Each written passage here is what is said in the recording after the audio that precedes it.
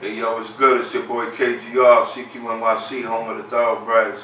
You know what I'm saying? Kool G Rap for those that don't know. You know what I mean? But we right here, baby. You know what I'm saying? Breaking Records Radio, you heard? Keep it tuned in. What's up? This is Derek. Jamie Madrock. Man, this your man's Obi Trice. This is Ad-Lib. Yo, what up? This is Specs One. This is Special K. Hot Rock's motherfucking Scrat MC. Breaking Records. Breaking Records Radio out here. This is Breaking Records Radio. Check them out, man. Yo, Breaking Records Radio in the place to be. You know what it is, your host Maloney, and we got the legendary doesn't even describe this man right here. He's your favorite rapper's favorite rapper, and even even the rapper you kind of mediocre like, his favorite rapper. Whoever your new school favorite rapper is, then he's their favorite rapper's favorite rapper. You got the legendary Juice Crew representative, but so much more than that. Absolutely. One of the dudes who really put multi-syllabalism, lyricism into hip-hop. You got Kool G Rap with us right now. What's up?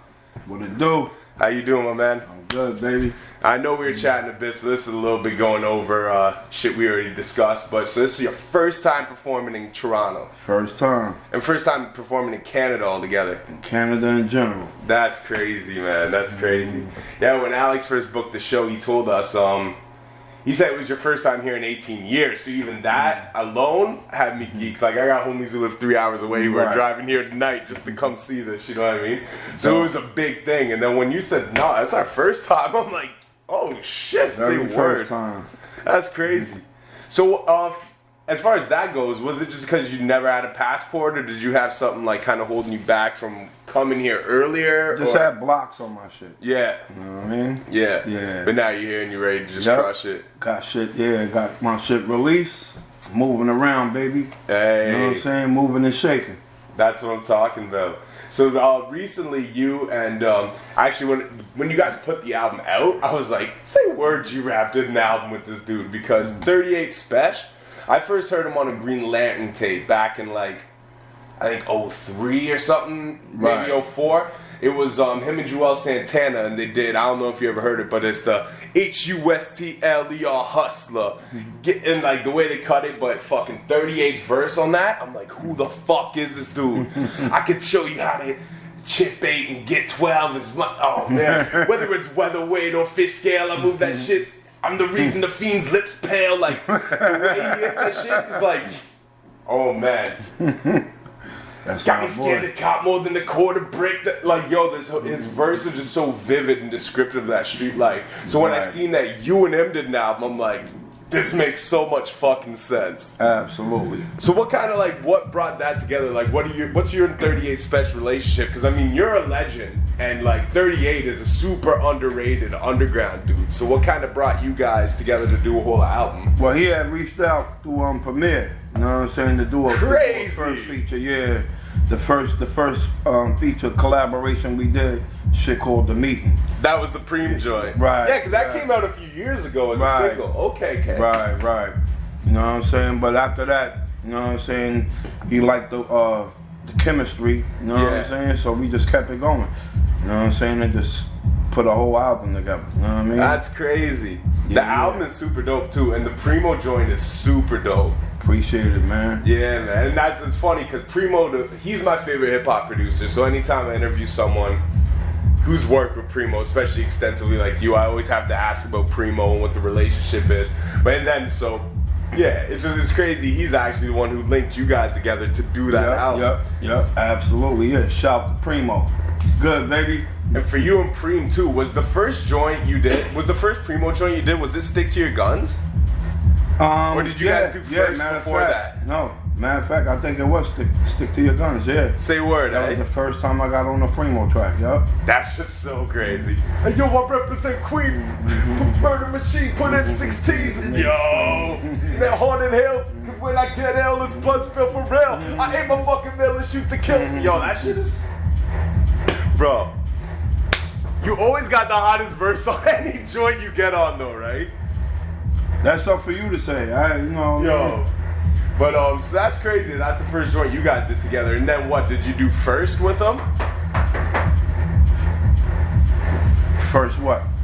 I'm not gonna say the word.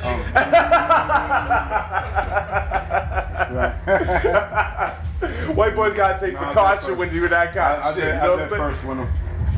And then would that have been the next joint you guys did though? Because that sounds like that same pocket of Primo right there. Yeah. And then then we did something else on another project that I put out called Half a Clip. Yeah. You know what I'm saying? Yeah, what was that joint called? Off the top, I can't remember it now. I can't remember the I know the joint you're talking about though, off Half a Clip. Yeah. Right. Man, and that's the crazy shit is because with Primo, like no matter who he works with, if it's you, Daddy Kane, Nas, Biggie, Hove, whoever the fuck Primo works with, he brings the best out of him. Absolutely. You might actually be the only artist he didn't bring the best out of. Cause you're just so dope, like you know what I mean? The other shit, like, but appreciate that. pretty well any other artist, like your Nas's, your Hoves, like, but so Primo's always just been my number one, you know what I mean? Just cause the way he chops the samples, all that shit. But, Crazy with it. yeah, it's super dope, man. And I think that's dope that he was the one who kind of linked you in 38 Special. That's real cool. Yep. And that. and it was, speaking of Preem too, before we do move forward, because you did the what is it? I heard you single. What's the Big L joint off Big Picture?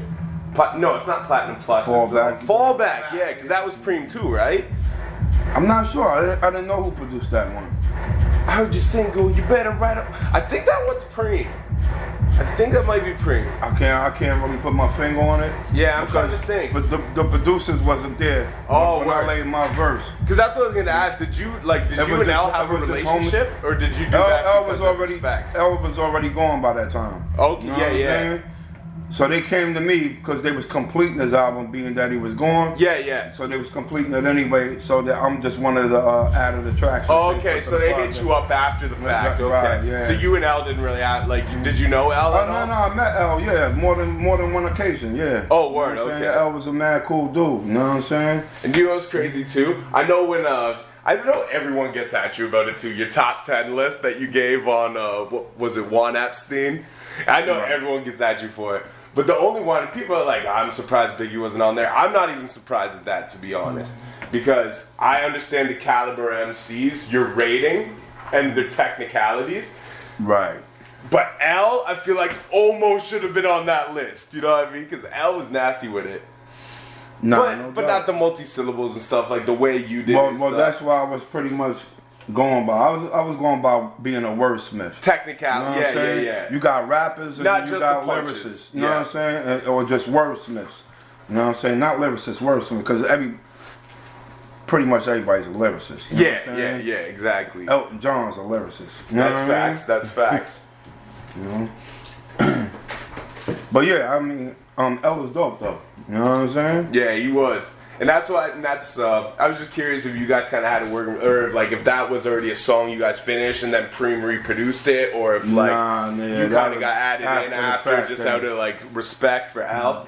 Absolutely, yeah. Word. And speaking of like dudes who are sharp at the punches too, I heard you mention in an interview before that you were working with Pat before he came out, Papoose. Yep. So is that like before the Slay tapes and shit? Like before all that, yeah. Say word, eh? My Roots of Evil album. Yeah. What? He was on that? Yeah, Papoose is on there. Get the fuck out of here.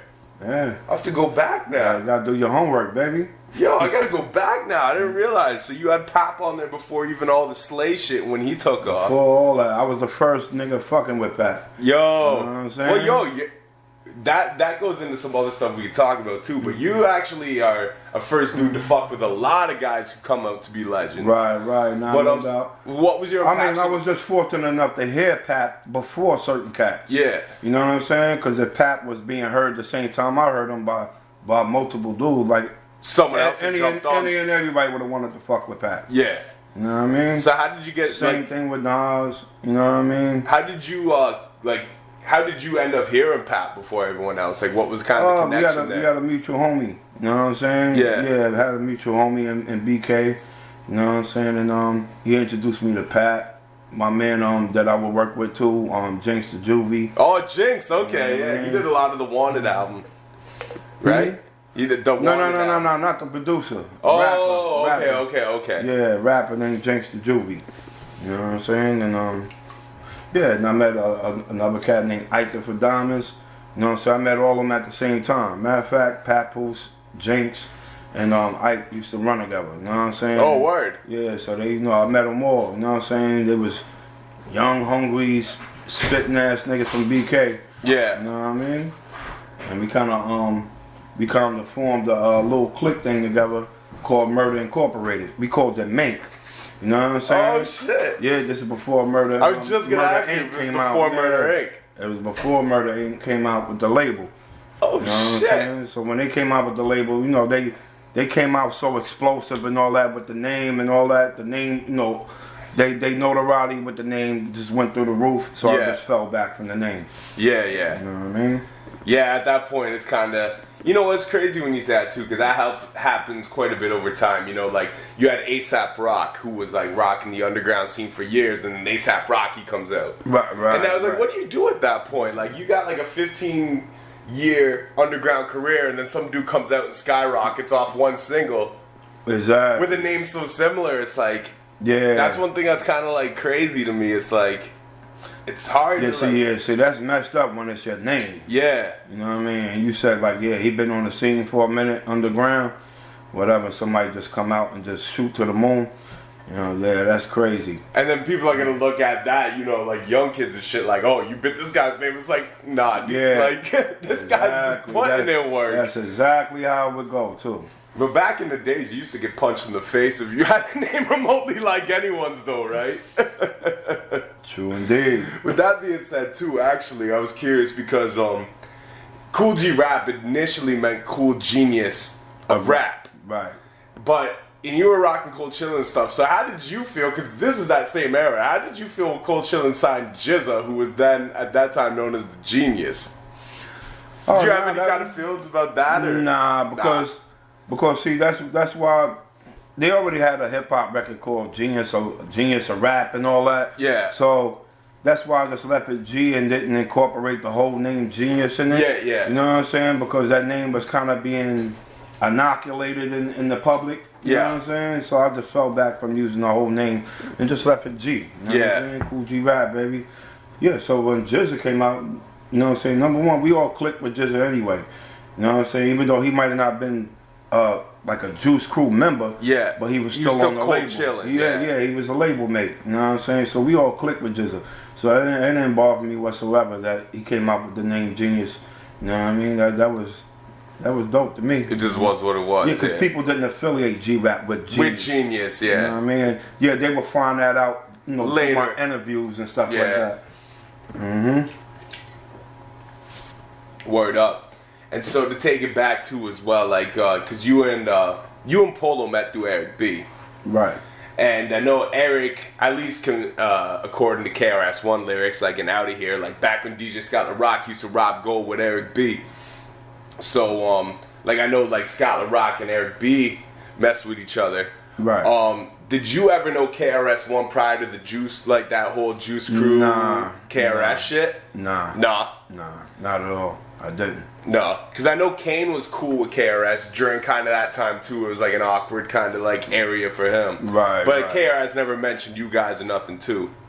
Nah. It was Shannon. But like, so were you part of that clique when that whole thing was going on? What, Juice Crew? Yeah. Yeah. Oh, so you were in the Juice Crew at that time? Yeah. With the whole Bridge Wars? Okay, word. And then, because I know later on you go on to mention KRS in your top 10 as well too as one of the Absolutely, yeah, he is. So do you think at the end of the day, who do you think took the battle? Who do I think took the battle? Even like removing yourself, but just as a hip hop head. I mean, KRS got it because he came out da da da dang da da da da. You know, like he had that jingle. It wasn't just rapping with him. Yeah. See, with Shannon, it was just rapping, but with KRS-One, he was so multi-dimensional. You know what I'm saying? He was rapping. And he do that jingle, with the reggae twist to it. He kind of brought like the rec room party vibe you're back gonna into get the him. record. Everybody's gonna gravitate to that. Yeah. You know what I mean? You're gonna get the masses of the people. Yeah. You know what I mean? Because you're gonna get hip hop heads. You're gonna get club heads when you do shit like that. You know what I'm saying? People that want to dance off shit and all that. Yeah. You're gonna grab all those people. So that's to me how he overall took that battle. That's actually a good perspective because I've never heard anyone bring it up like that, but that actually is facts because they did. Yeah. You know, KRS kind of did bring the melodies in it, like kind of like the old what was Grandmaster Kaz's group? The Cold Crush Brothers. You know, like how they had the routines, but Kaz would come on there just spazzing, right? Yeah, that's kind of like what KRS did with those records. They, you know, there was a little bit of the melody and shit, but then he spazzed out on the verses. That's that BX shit, right? Hey, I never thought about that. That's kind of crazy, actually. And so another thing with speaking of hip hop beef too is no one, in at least my recollection, and I've researched hip hop pretty fucking deeply for someone. I'm 28 years old, right? Oh, so I think my knowledge of the old school is pretty good. It can get better, but you know I'm learning every day. But to my knowledge, no one's ever gone at G Rap. Nah. Nah. They don't want that smoke. And you've never dissed nobody neither, right? For what?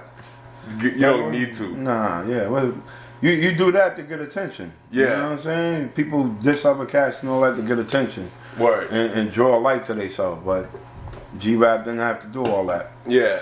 You know what I mean? Have you ever even... Well, actually, I'm not going to ask that because that's an airing out shit either way. So forget what I was just going to say. But as far as hip-hop beefs go, what would be your favorite hip-hop beef? Wow.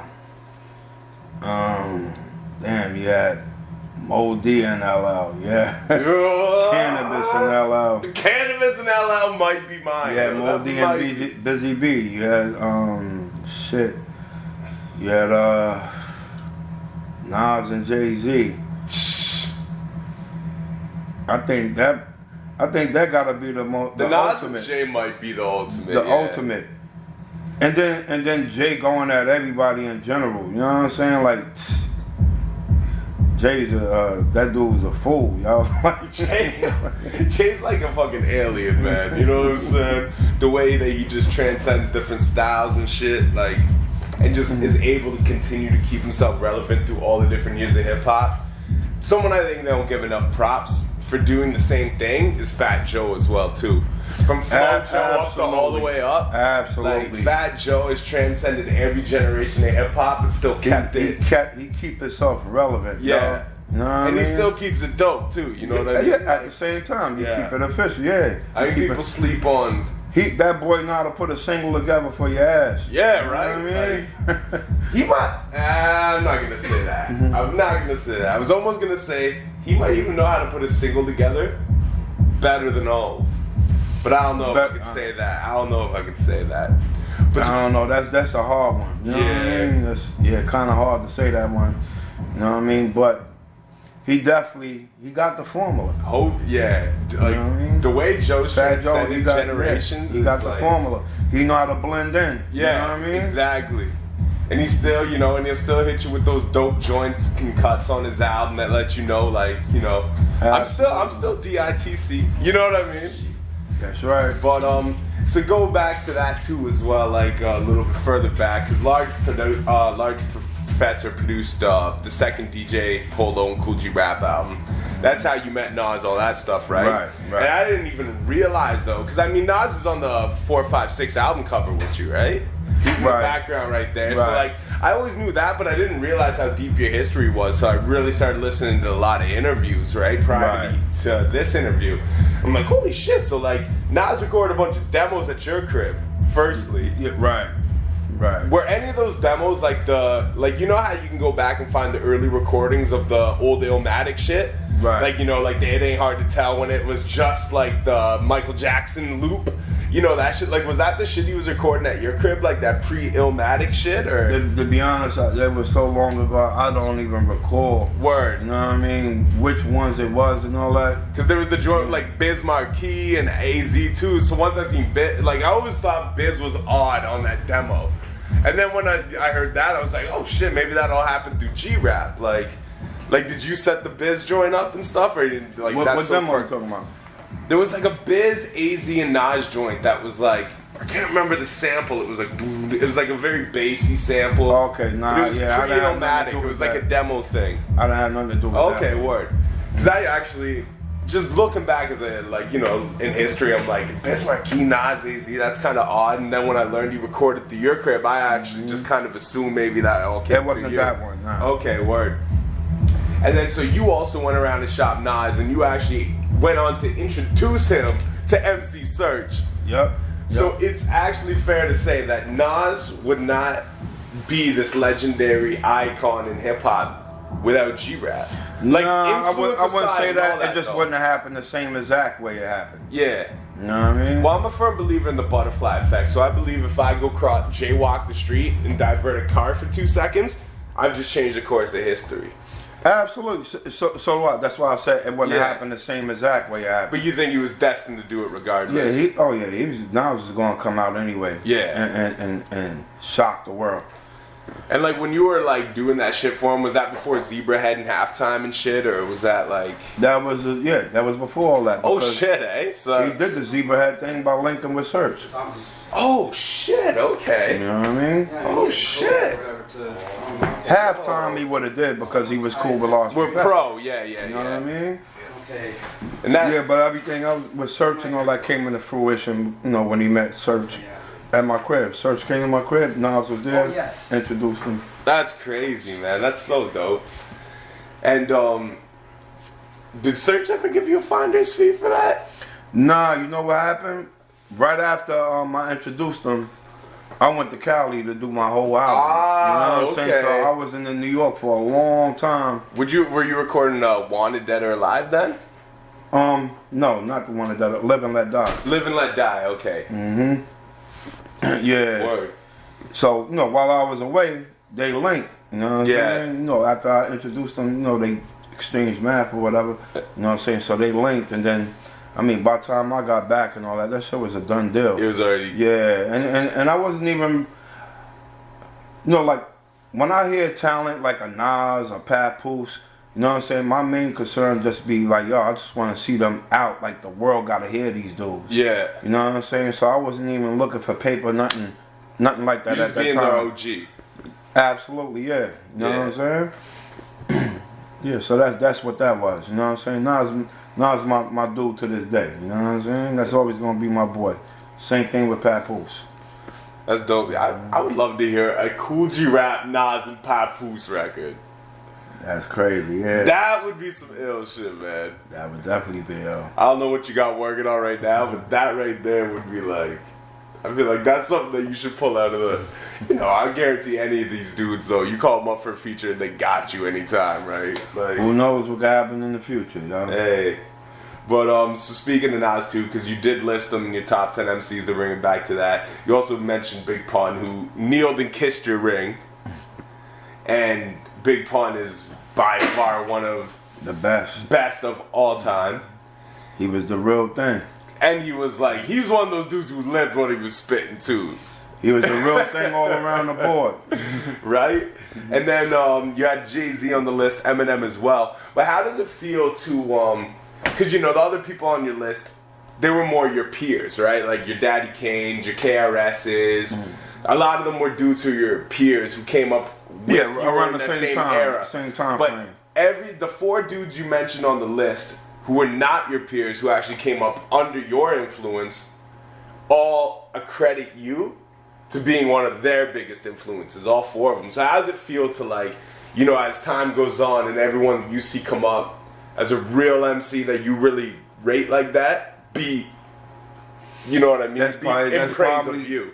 And that's probably how they end up being one of my favorites. Because, you know what I'm saying, they like, giving me a part of G-Rap back. Yeah. You know what I mean? So, of course, you know, like, whatever G-Rap do or create, you know what I'm saying, that's my flavor, that's my, you know, taste when it comes to lyricism or being an MC, being a rapper. So when I hear it reflect back, you know what I'm saying, it's like, okay, I'm hearing that flavor. You know what I mean? That moves me. Yeah. But with their own twist to it. Yeah. You know what I'm saying? See, like Raekwon will say, you know, he came up under G-Rap and the Kane and Rakim, blah, blah, blah, blah. You know what I'm saying? So anytime, but when you hear Raekwon, you don't hear G-Rap, Rakim, or Kane. You hear Raekwon, but you know the similarities. You know what I I'm hear saying? You in know what Raekwon, similarities? I hear it in the real street poetics. You know what I mean? Like the the putting you the vision in your head. He still has his own identity. Yeah. And then he brought his own self to the game as well. Yeah. As a mixture. You know, just like you was talking about Big Pun, and on Big Pun's last album, you know what I'm saying, he had that little skit, you know what I'm saying, when he was being made, he was like, you know, arm or something, give me a part of Rakim and a part of G Rap and part of Kane, you know what I'm saying, and vice versa, you know what I mean, like, so on, et cetera, you know what I mean, and really that's part, he meant that, you know what I'm saying, like, he was a combination of all these dudes that influenced him to do what he do. Yeah. And at the same time himself as well. So he's a mixture of all that. Just like me. Yeah. I was a combination of Kumo D, Melly Mel.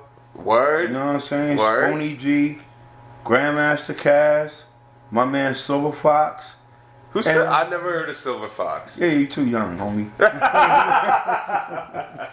Nah, Silver Fox was my man. He was down with a group called Fantasy 3. Yeah. You know, they didn't get as much notoriety as like Crash Crew or Grandmaster Flash and Fury. But they would have been like in the cassette days of like jams and, you know, single days too. They had a couple of singles. Okay, I'm gonna go back and peep them then. Yeah. They was called Fantasy 3, but the lead cat named Silver Fox, for that time he was ahead of his time. Yeah. He sounded futuristic. So he would make me, you know what I'm saying, be stuck on like, yo, I gotta be ahead of the game. I gotta sound futuristic. I can't sound, you know, like just rap line and then rhyme the next line and then rhyme the next line. You know what I'm saying? I gotta do something. I gotta freak the flow patterns, everything. You know what I mean? And you had your caliber ready too, because when you did like It's a Demo. And what was the other first joint? But I remember I heard you in an interview and you're like, these are all just rhymes I had in my head. And even Symphony, you're like, Symphony was the same rhyme as, was it, not Demo, it was... Men at Work. Men at Work. Yeah. You're like, I just cut the verse of that. Marley's like, yo, we gotta get Kane on this shit. But so, like, you just had all this shit, like, all these influences in you, and then you're just like, yo, I got this, but you just had this heavy arsenal of all this shit just, like, in your head programmed. Absolutely. I used to write all the time. I was, you know, like, constantly just having freestyles, things of that nature, you know what I'm saying? Like, in case somebody ever try to call me out the battle, anything, I always kept something on deck. Yeah. You know what I mean? That's crazy, man. And speaking of like the early recordings too, I don't know if you knew this, so I just wanted to ask you, but Road to Riches, I couldn't remember. There was an interview I was listening to recently. I think it was Styles P with Dave East on that promo run they just did. But he was like, yo, like Kool G, when he was like, when I was, and then like he spit like a part of the verse. He's like, that is like the shit that connect with me, right? Like in P, salute to Ghost. But also on Pitchfork recently, Black Thought, who I regard as one of the best MCs of all time. Absolutely. They asked him his favorite verse, and he did a whole, like, did you see that on Pitchfork? Okay, the whole little, like, 5-minute video they did of him, like, saying how much Road to Riches meant to him as an MC. That's his favorite verse of all time. But, like, that's crazy, man. Like, think about it. Like, whether you want to be humble or not humble about it is, like, hip-hop would not be, we wouldn't be talking about these guys if you never did what I did. You know what I'm saying? Like, that's crazy, man. I know you probably already like, you're like, yeah, I've been thought about this shit a million times, but like to someone like me, I'm just like, that is so insane to be able to think about like how much influence you as one individual had on the game. I mean, the list will go on and on, you know what I'm saying? And like, and that's why when we started, I said like, even your favorite rapper, you know what I mean? Because if they're not directly influenced by you, then it trickled down. Exactly, right? Like, it's just crazy to look at it like that, man. It's just insane it's just insane, man. You know what I mean? I love hip hop with all my heart, man. I wear it like a badge of honor. Yeah.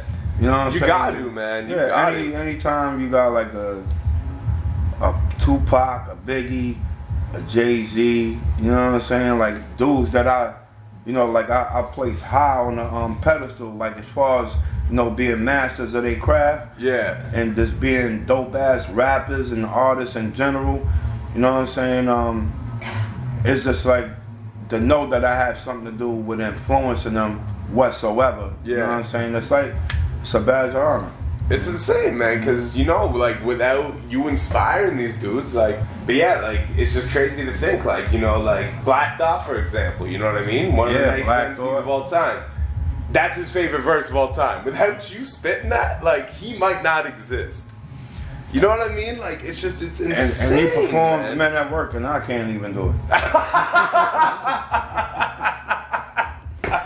So Black Thought, you a beast, baby. Hey, yo, that's hell. You're a beast for real. That's cool. But while we're still kind of in that old school pocket too, talking about like Road to Riches and stuff, one thing you did mention in an interview too, I think it was with Vlad, was you said like, once I went to Marley's crib, or I left the block once I went to Marley's crib. But then you're like, you know, I was still pimping, so I still had a little bit of money coming in and stuff. You're like, but I left the block. I left all the other shit alone. But like, at what point in hip hop were you like, okay, this is beneficial enough where you just left the streets alone completely? The time you talking about. First time I went to Molly House. So even at that, but like... Yeah, I believed in myself. Yeah. Like, I know as soon as I got my foot in the door, that's it. So you even cut like the pimping out shortly after that and everything then? Chicks is headaches. Headaches. No offense. I agree. Word up, man. And Trackmasters, they did some production on Live and Let Die. Were you the first one to really give like Red Hot Lover Tone a shot as a producer? I think I was, yeah. Because I know they did like we had actually Louis Ox Rankin on the program earlier, and I know they did Typewriter for him probably shortly after you, but I think you're the first production credit that I can then research. Nas, the one that just took it over the top for him. Like, well, when they did Nas though on like It Was Written, right? Right. Second album. But you like your album was '92, wasn't it? Yeah. So I was first. Yeah, you were first, and then I think Typewriter was like '93 or something, and then like the Nas, and then it was that snowball effect. But like, so what did you see in like? Because you obviously knew Red Hot Lover Tone as the rapper. But like, what did you like? Like, how did you like? Them boys is beasts, yo. You just like, yo. Their production was crazy. So you just gave him that shot. Yeah. It was a group that Cole Chillin was about to sign, or they signed or something like that. They was called Little Bastards. You know what I'm saying? I think a group from out of BK, Brooklyn, and Trackmasters was doing their tracks, and my man Fly Ty playing the tracks for me. I'm like, yo, who the fuck is doing the production? Yo, these niggas sound crazy. Yeah. You know what I'm saying? And he was like, yo, you want some production from them? I'll get you production from them. You know what I'm saying? So they did the singles, Ill Street Blues, and the On the Run remixes. Wait a minute. So they wasn't actually on the Live and Let Die album. They did singles. Oh, okay. You know what I mean? And they did one single and they remixed On the Run. So the one with the skull snaps drums and the piano, doom doom. That's what they did. On the Run, they did that version. That's what they did. Oh shit! Both versions like that, because there's two versions. That's with the same skull snaps drum loop. Oh, word! And with the slow piano, the doom doom doom doom, like that. But yo, then you had the other one, dun dun dun dun. Oh, okay, yeah. You know what I mean? Man, you talking about the video version? The video version, yeah. Dun dun dun. Yeah, that shit is hard, yo. On the Run might, I don't know, not my favorite, but it's my top 3 favorite G Rap tracks. Right. Come on, stupid, we gotta run. This shit is so vivid, man. Like the way you just like you paint the visuals with the lyrics. But you had the multi-syllabalistic shit too. It's just like, get the fuck out of here. That shit is crazy. And as I mentioned before too, I'm 28, right? So I'm a little bit younger. My first, like, I'd heard of you. Yeah, I knew you were like my son. Oh, word, eh? My second son. Hey, shout out to his second son. What's his name? Nadir. Shout outs, yo. Yeah, 28. It's an odd age to be when you're a hip hop purist. I'll tell you that much, because you're caught in this ground between what's going on now, loving the craft and the art and the culture for what it is, and then having to defend it. You know what I mean? But I don't even remember where I was gonna go off of that now, because that kind of just sidetracked me a little bit, to be honest. That my son shit threw you off, huh? yeah, they used Like to say D-Rap trying to diss me? Like Sonny boy. Nah, man, if anything, you're my OG. You know what I mean? People I look up to as my OGs, you're their OGs. Nah, no doubt. You know what I'm saying? Like, Nah, you doing good though. You know, to be 28 and know you could go back pretty far there. yo, hey, salute, man. Absolutely. Keep doing your thing. Hey, Keep doing your salute, homework, dude. One thing I did want to ask about too, I feel like I had something that connected with it better, but I kind of got thrown off there. Oh, I do remember what I was saying now. So, me being 28, the first time I really got into G Rap was, it was right when Eminem first dropped, right? The Slim Shady LP. I can't remember who was on the cover of the Source, but it was a Source magazine, and they had that Slim Shady LP promotion, the baby blue, he's giving up the middle fingers, and on the back side of it is the hip-hop quotable of the month. And it's you on Mobb Deep's The Realist. When the cats reveal your cap get peeled, and that's the deal. Fuck your bitch ass, you switch fast, acting real. When the slugs burst, you rap, be aiming at your mug first. Yo, that shit, I'm like, the fuck is this? So I go and peep the joint, I'm like, because at this time, like, I might not have had Napster yet. I might have to go buy Murder Music, actually. This predates Napster a bit. I had to go buy Murder Music. But that shit, I'm like, what the fuck? And so even like, I don't know, I think it's important for us in where we're at now, because the internet dictates everything so much, right? But I think it's important for us to still have these things, like it's important for the OGs and the people who have been here through the genre to, you know, still have a say in things, in the media outlets and the sources. You know what I'm saying? Like, I don't think they have it enough anymore. Like, everything's dictated by people who came up in, you know what I mean? Like, the 2000s, and like, you know, like, things are shifting a lot. And to me, and that's why with our program, like, and thank you very much. I'm glad to have you on the program, because you're a legend. And this is exactly the types of interviews I like to conduct, because I just really like to dig and delve into the history and put those missing links together and stuff. You know what I'm saying? And the history to, like, you know, people who dig back, you're like, oh shit, that's how that happened, and that's, you know what I mean? Absolutely. It's like all that history is, but with the song The Realist, like, firstly, was that the only time you worked with Alchemist? Hard to say. I can't think of another G Rap Alchemist joint. I did another track. It's Chemical Warfare. Chemical War, I think so. Oh, were you on Chemical Warfare? Ah, okay. Yeah, I think might have not been indirectly, but I ended up on Alchemist tracks. Yeah. You know, like a couple of times, a few times. Because Alchemist wasn't really nobody when you guys did that joint. Like, he was just kind of starting, right? Yeah. I think that was the first Mobb joint he might have even did. I just did we just did shows with Mobb Deep. You know what I'm saying? Oh, word? Yeah. But so we was just kicking it with Havoc and all them, Big Noid. You know what I'm saying? LES, shout out to them cats. You know what I'm saying? Our peoples. You know what I mean? And yeah, they were saying too, like that was the first time they really did something with Alchemist. Oh, word, eh? They directed. Yeah. So you was right. Yeah. Yeah, just in what like I could research, I'm like, I feel like this is the first joint they did, but shit was that's crazy. So yo, Alchemist went out with a bang with his first joint. You not only got the Mobb, you got fucking Kool G, one of the nicest verses that year on your shit. Yo, that's crazy, man. And so what was like, so did you and Havoc know each other back in Queens then, or was that, how'd you guys kind of link up? Nah, we didn't know each other back from Queens because Havoc's a little younger than me. Yeah, so I knew older cats in his hood. Okay. You know what I'm saying? Because I know he grew up like a building like right beside where Marley grew up or whatever, like across the road. So I wasn't sure if maybe you like knew Havoc as a youngin' and... Nah, Havoc probably, when I was running around in Queensbridge, Havoc was probably a little baby. You know, Probably wouldn't want to be nowhere near you at that time, right? Probably was 10. Yeah. You know, 9, 10 and something, you know what I mean? Yeah. Word, man. So, I mean, I know we got the show coming up and stuff. I'm sorry, I don't want to keep you too long. It's just the opportunity sitting here talking to you and learning this stuff is amazing. So, I did want to ask a couple more things if I got your blessing on it. No doubt. 2 more questions. All right, cool. 2 more questions. Let's keep it simple then. You know what? Yeah, that's probably about all we need.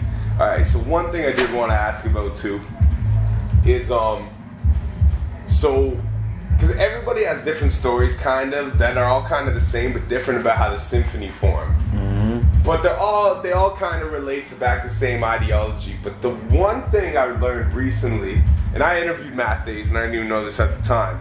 But just recently, re-watching an interview I watched with him a couple days ago leading up to this, because not only did I watch every G-Rap interview I could, because I don't want to ask you shit everyone else has asked you. I went and watched all the old Marley interviews. I went and watched the Master Ace interviews, the Daddy Kane's. Like, I really wanted to, I wanted to kind of get in a pocket to where I'm not getting you to beat the same dead fucking horse every time, right? Yeah. Overlap.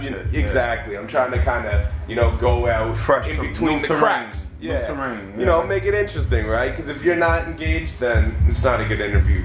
But Ace mentioned, because he's the only time I heard him mention, so I was wondering if it was true, but when you guys did Symphony, was it true that you and Daddy Kane, because no one wanted to go first, so Ace kind of went in there and spit first just to cool the tension or whatever, and he wasn't going to keep his verse, but Ace was like, I'm pretty sure G Rap, and Kane went to him after and like, yo, Marley, you got to keep this kid on. He's kind of high. He's kind of high. When I got to Marley house that time, from what I remember, Ace already had laid his verse. Oh, word. Yeah, Ace verse was laid already, and I think Craig G.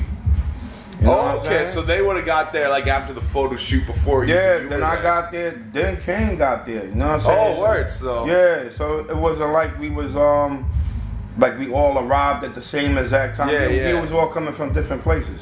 Okay. You know what I'm saying? Ace was coming, I guess, from BK. Craig G from the Bridge, and Kane from BK, and I'm coming from Corona, Queens. Oh, okay. You know what I'm saying? So it's not like we was all in the same vehicle and pulled up together. You know what I mean? Cause like people, a few accounts of the story, like Ace went in there and laid it. You know what I mean? Just kind of like to warm it up because no one wanted to go first. Because back then, the last verse was the illest guy, right? You know what I mean? That's how it was. I mean, that's my recollection of it. You know what I'm saying? I could be a little off because that shit was so long ago. But did you guys have to convince Marley to keep Ace on it?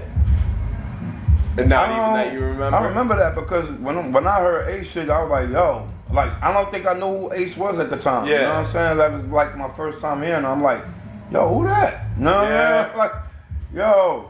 Your attention was divided. Many in the past and tried to do what I did. Yeah. That is classic opening verse. He killed that shit. That might have been the shift right there. Not saying that he killed you guys on it, but that might have been the shift where then it didn't have to go in order of who was dopest anymore.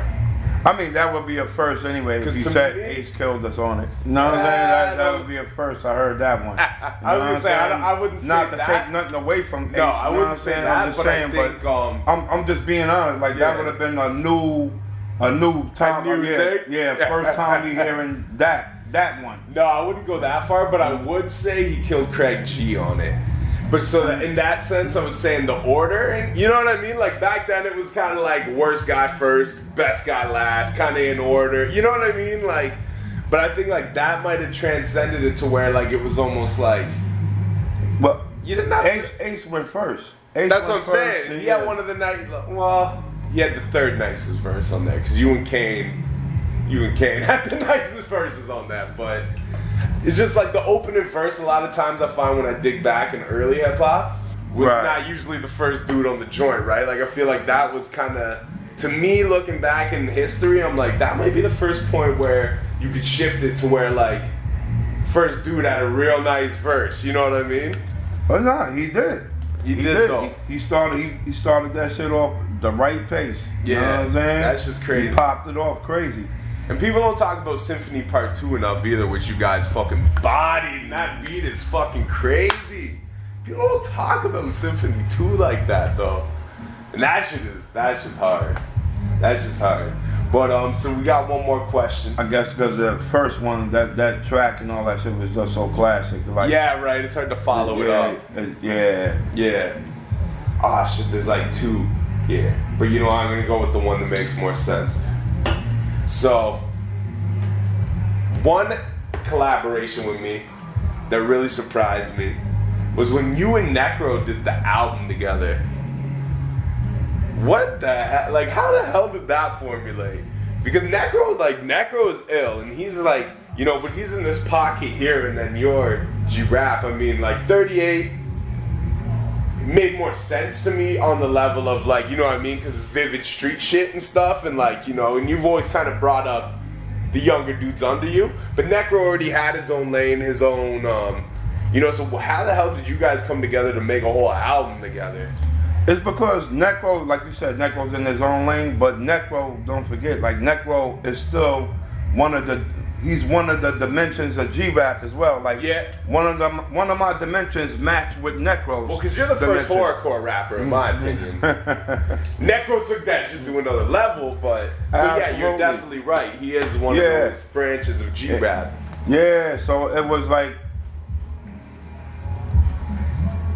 that might not have been a particular dimension I stay in at all times. Yeah. You know, because sometimes I'm all over the place. You know what I'm saying? I mainly do this street shit.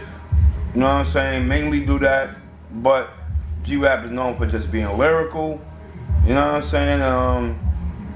Come on, I did Talk Like Sex. I'm the first cat that ever I was just gonna say, did a record like that. It's funny about you know saying what I that. mean? That's my favorite joint of yours. I was gonna end the interview with saying Talk Like Sex is my favorite G-Rap joint. And that's what I was about to For say. the ladies. You see how that's one of my dimensions that go with Necro's dimension. Yeah. You understand? No, besides this crazy lyrical shit. Yeah. You know what I'm saying? Because you know Necro's constantly getting at some chicks and shit on his records. You know what I mean? The sexer. So yeah, the sexist shit. Yeah. You know what I mean? So, as odd as some people might have thought it was, me doing a collaboration with Necro, in all actuality, when you really think about it, it wasn't sense. odd. Yeah, exactly. You know what I'm saying? It was just about me shifting where I might have been at currently at that time. To kind of fit with the mold. Exactly. Okay. You know what I'm saying? But it was challenging. Necro came with it on that album, Bananas. This shit's fire, man. Yeah, I love that album. Yeah, I love that album. Fire. It was fun, and Necro's a fucking idiot, yo. Like that dude is a fucking idiot. I've only yo. met Necro once, but he made it so fun working with him, yo. He seems like he'd be fun to work with. Mad fun to work. That dude is a barrel of fucking laughs, man. You know what I mean? I love that dude to this day, yo, because he's crazy, yo.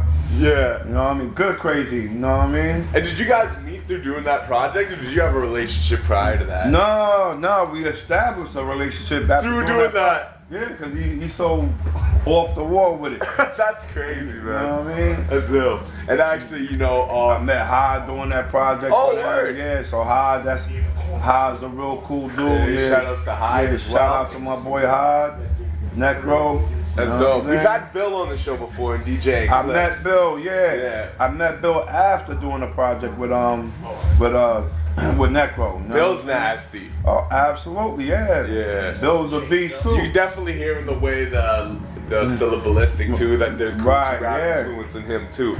It's like they took two different inspirations from you and like kind of like set different tones for themselves. Exactly. You know? Exactly. It's crazy, man. You're like the cornerstone. You know what I mean? And like a lot of this hip hop shit. That's crazy, man. Doubt. But you know, so that was our last question. I don't want to keep holding you, but I also did want to say too, when you did Talk Like Sex Part 2 with Smut Peddlers. Right. Was that their idea and they just brought it to you? That was their idea. That's what they came to me wanting to do. Yeah. Yeah, cause Talk Like Sex, yo, man, there's so many records I love about you, but I feel like Talk Like Sex might be my favorite, man. Can you dig?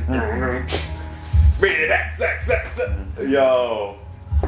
I'm leaving floods of blood on your mattress. My man, G Rap. Yes, Thank sir. you very much. No Appreciate doubt. your time, my man. You got it. Kill that shit tonight. I'm looking forward to finally seeing you perform. Absolutely. We're gonna have fun out there. Hey.